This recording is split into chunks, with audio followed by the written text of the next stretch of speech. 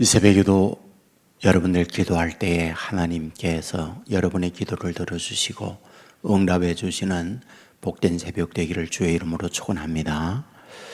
오늘 본문에는 이 다메섹 그리고 에브라임 아수르의 멸망에 관한 예언을 하고 있는 말씀이구나 이렇게 봅니다. 1절에 보면 다메섹에 관한 경고라. 보라, 다메섹이 장차 성읍을 이루지 못하고 무너진 무더기가 될 것이라 라고 되어 있습니다. 다메섹이 어디일까? 우리가 일반적으로 지금까지 사용하는 다마스커스, 이라크의 수도입니다. 그것을 성경의 기록으로 우리 표현은 다메섹이라고 되어 있습니다. 다메섹 그러면 사울이 다메섹에 가다가 예수님을 도중에 만난 그런 지역이기도 한 거죠. 성경에는 이 아람이라고 하는 나라, 그것의 수도였던 것을 보게 됩니다. 그러므로 다메섹에 관한 경고라 그러면 이 아람에 대한 경고 이렇게 보면 됩니다. 그리고 3절에 가면 에브라임의 요새와 다메섹 나라와 아람의 남은 자가 멸절하여 라고 되어 있습니다. 그 이하에 보면 이제 야곱의 자손 등등 나오게 되는데 이것은 에브라임의 후손들을 이야기합니다. 우선 에브라임은 누군가? 이런 생각을 해보면 좋습니다. 이제 이스라엘 12지파 그럴 때에 요셉 지파는 없어요. 요셉에게 두 아들이 있었는데 므낫세와 에브라임입니다. 그래서 이 요셉의 두 아들이 12지파에 들어갑니다. 그러니까 레위 지파는 제사장 지파로 빠지고 대신에 요셉 지파가 들어가면서 이 요셉의 두 아들 므낫세와 에브라임이 각각 지파로 들어가게 되는데 그 지파의 하나가 에브라임이라고 되어 있죠.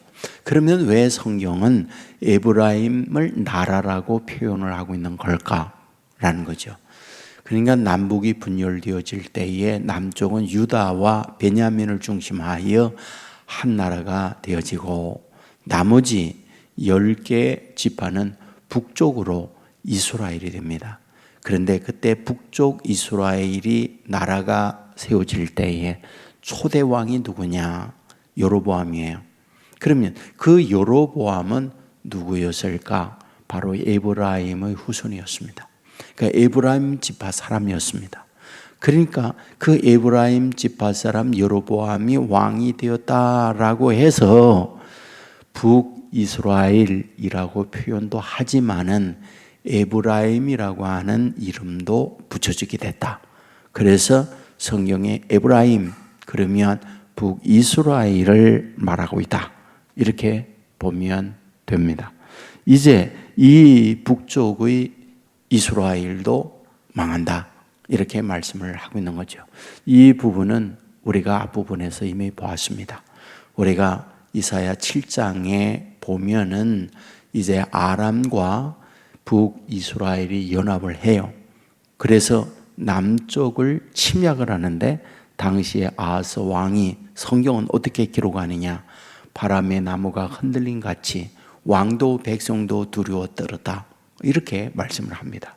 그때에 이사야가 하나님의 말씀을 받아서 예언을 합니다. 뭐라고? 너희들 저 북쪽의 이스라엘과 아람이 연합해서 공격한다 할지라도 두려워하지 마라. 저들은 뭐다?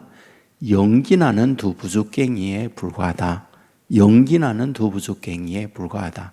저들은 끝난다. 그러므로 너희들 그런 거에 대하여 두려워하지 말라라는 말씀을 했는데 오늘 본문은 무엇이냐?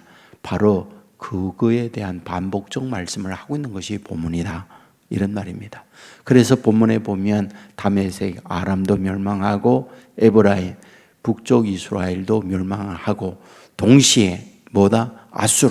아수르가 이제 남쪽 유다를 돕는 듯 하지만은 결국 돕는 듯 하던 아수르가 역시 유다를 침략하게 되는데 침략했던 이 아수르도 멸망한다. 이 부분을 말씀하고 있는 것. 이것이 오늘 본문의 내용이다. 이런 얘기입니다. 그런데 이런 멸망하는 가운데에 살아난 자들이 있다. 이렇게 말하죠. 그 살아난 자들이 누구냐? 5절 말씀해 보면 마치 추수하는 자가 곡식을 거두어 가지고 그의 손으로 이삭을 벤 것 같고 르바인 골짜기에서 이삭을 준 것 같으리라 라고 되어 있습니다. 여기 보면 이삭을 베다, 그리고 이삭을 준 것 같다, 이삭 죽기, 남은 이삭 떨어진 것을 줍는다 라고 말합니다. 그리고 6절에 보면 그러나 그 안에 줄 것이 남으리니 남은 이삭이다. 그리고 감람나무를 흔들 때에 가장 높은 가지 꼭대기에 과일 2-3개가 남겠고 무성한 나무의 가장 먼 가지에 4-5개가 남은 것 같으리라. 이스라엘의 하나님 여호와의 말씀이니라 라고 되어 있습니다. 곧 여기에 보면 과일을 딸 때에 저 제일 꼭대기에 2-3개가 남아있다. 가지 이곳에 4-5개가 남아있다. 이와 같이 남은 것 같이 남은 자가 있으리라 라고 말씀을 합니다. 남은 자에 관하여는 앞부분에서 계속해서 여러분에게 말씀을 드렸습니다. 문제는 남는다고 할 때, 다 멸망을 당하고 남는다고 할 때 이삭 죽게 하여 떨어진 이삭이 있고 그걸 줍는다. 과일나무에 모든 걸 다 따 떨어지지만 저 끄트머리 남아있는 과일들이 있다. 이처럼 남은 자가 있다라고 할 때에 누가 남느냐라는 거죠. 어떤 이가 남느냐라는 거죠. 그게 10절입니다. 이는 내가 내 구원의 하나님을 잊어버리며 내 능력의 반석을 마음에 두지 아니한 까닭이라.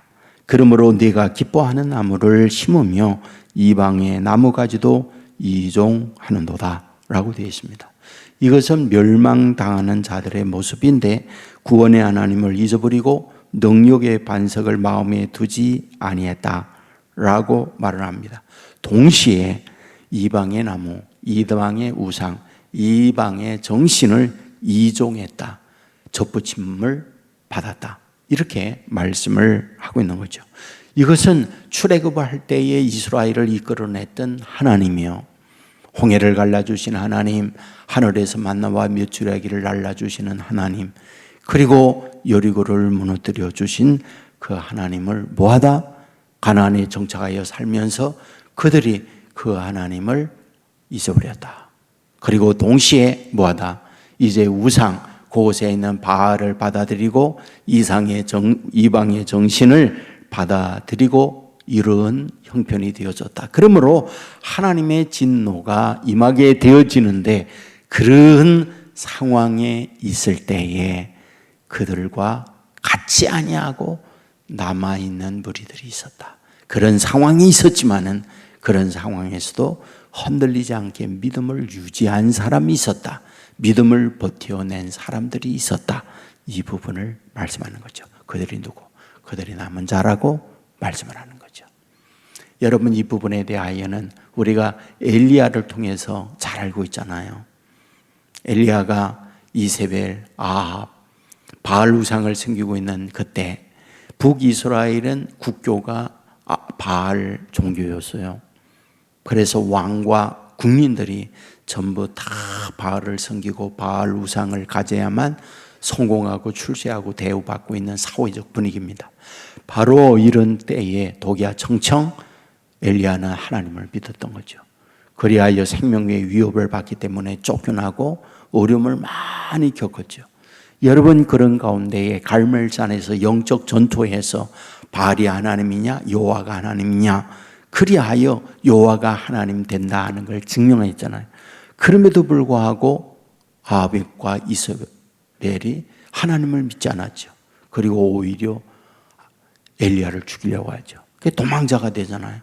국경을 넘어가지고 유다 땅까지 와가지고 로덴 나무 아래서 나만 남았으니 이제 내 생명을 거두어 주옵소서 그러잖아요. 그때 하나님께서 일어나라 그러면서 아직도 바알에게 절하지 아니한 7,000명을 내가 남겨두었다. 이렇게 말씀을 하고 있는 걸 보게 되잖아요. 뭘 얘기합니까?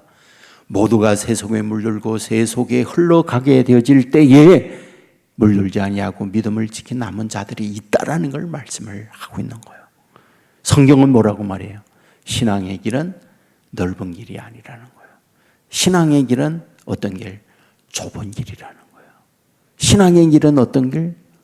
여러분 모두가 다 넓은 길로 갈 때, 넓은 문으로 들어갈 때, 좁은 문으로 들어가는 것이 신앙의 길이라는 걸 성경은 말하고 있습니다. 그러므로 뭐예요? 믿음 생활한다고 하는 것은 대우받고 높임을 받는 길도 있지만은 멸시, 천대, 조롱, 무시를 당하는 경우들도 많이 있음을 우리에게 말씀하는 것이 우리 신앙의 길이다라고 말씀을 해요. 저는 가끔 북한의 탈북한 유튜브의 간증을 듣는데요. 북한의 지하 교회에 생명을 걸고 믿음 생활하는 분들이 아직도 참 남아있는 걸 들어요. 거기다가 정치 수용소에 가면 신앙을 가진 사람들을 가장 박해해가지고 정말 처절하게 뼈만 앙상하게 남아있는 신앙인들의 모습을 봅니다. 그들이 남아있는 거루두기죠. 저는 분명히 믿어요. 하나님께서 반드시 북한 공산정권이 무너져 내리고 그 눈물 뿌려 흔들린 그 순교의 씨앗들이 반드시 열매를 거두게 하신다. 여러분, 이게 남은 자의 모습 아닙니까? 여러분, 남은 자가 이길 수 있는 길이 뭡니까? 십자가를 붙들고 아버지 앞에 내 인생을 내 모습 이대로 주받으시옵소서 엎드리게 될 때에 이런 심정으로 엎드리는 저와 여러분을 붙들어 주셔서 그 어려운 가운데 이기게 만들고 그러므로 남은 자의 모습을 갖게 한다. 여러분 이 사실 믿으시기를 주의 이름으로 축원합니다. 여러분에게 늘 말하지만은 종말 때에는 키질이에요. 이 키질이라는 건 박해예요. 환난이에요. 그런데 어때요? 쭉정이는 다 날아가 버려요. 그리고 알곡만 모이게 됩니다. 저는 이 코로나도 하나의 키질이었구나. 또는 여러 가지 경제적 어려움도 키질이구나. 이런저런 생각을 많이 합니다. 여러분 이럴 때에 흔들지 않고 주님을 붙들고 의지하는 이것이 남은 자의 모습이구나. 그런 생각이 듭니다. 이 새벽에도 이런 남은 자의 제가 하나입니다. 이런 마음으로 하나님께 엎드리고 하나님의 인도받는 복된 저와 여러분 될 수 있기를 주의 이름으로 축원합니다. 기도하겠습니다. 은혜로우신 아버지 하나님이여, 다메섹 에브라임 아수르의 멸망의 예언의 말씀을 보았습니다. 아무리 창성하고 강하고 힘이 있다 할지라도 아버지 때에 이와 같이 멸망당하는 유한한 존재인 것을 가르쳐 주었습니다. 하지만 남은 자는 그런 가운데에 살아남는다 하는 걸 우리에게 가르쳐 주었습니다. 주여 신앙의 길은 좁음이요 좁은 길인 걸 가르쳐 주었습니다. 환난의 바람에 몰아치고 키질하는 때가 있음을 우리에게 가르칩니다. 주여 우리의 믿음의 사람들 흔들리지 않는 남은 자의 모습 되게 하여 주시옵소서. 아버지 앞에 엎드리고 내 모습 이대로 주 받으시옵소서. 손을 내밀며 주의 힘으로 마지막까지 이기고 승리하는 하나님의 사람들 되게 하여 주옵소서. 이 시간도 나와 기도하는 주의 자녀들의 간구가 상달된 기도가 되게 하시고 응답되어지는 이 새벽 되게 하여 주옵소서. 기도하는 주의 종들로 인하여 성령이 충만하고 은혜가 넘치고 기도의 응답이 있고 삶의 풍요를 얻을 수 있는 복된 제단이 되게 하여 주시옵소서. 아버지의 심야 기도가 있는 날이고 내일은 임직식이 있는 날입니다. 아버지 하나님이여, 여기까지 인도하신 하나님 앞으로도 인도해 주실 줄 믿습니다. 아버지 임직하는 모든 분들 위해 성령의 충만함과 은혜의 충만함과 자신의 다짐에 흔들림이 없는 신앙의 길 가는 주의 종들 되게 하여 주시옵소서. 아버지 하나님이여, 악하고 죄 많은 세상에 우리들로 인하여 빛이 되게 하시고 이 세상에 썩어지가는 이 땅 위에 소금이 되게 하여 주시옵소서. 아버지 오늘도 주님과 동행하는 믿음의 사람들 삼아주실 줄 믿고 예수님 거룩하신 이름으로 기도드리옵나이다. 아멘.